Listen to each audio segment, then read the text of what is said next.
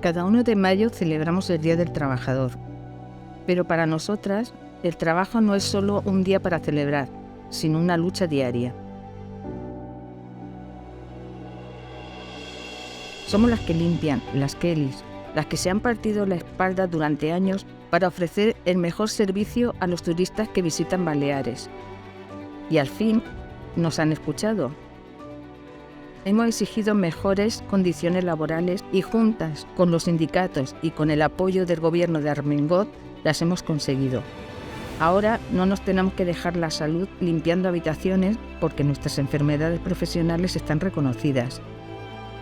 Los sueldos han subido más de un 25% desde 2015.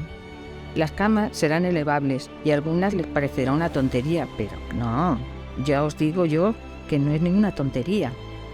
¿Y qué os puedo decir de las cargas de trabajo? Otra batalla ganada. Al final se van a regular. Cuando hablo con mis compañeras yo les digo, chicas, ningún gobierno nos ha defendido más que el de Armengol. Y yo sé que todavía nos quedan muchas cosas por conseguir. La suerte. Sabemos que no estamos solas, ni el 1 de mayo, ni los otros 364 días del año. La teva feina és la nostra feina. 1 de maig, Dia dels Treballadors i les Treballadores. PSIP-PSOE.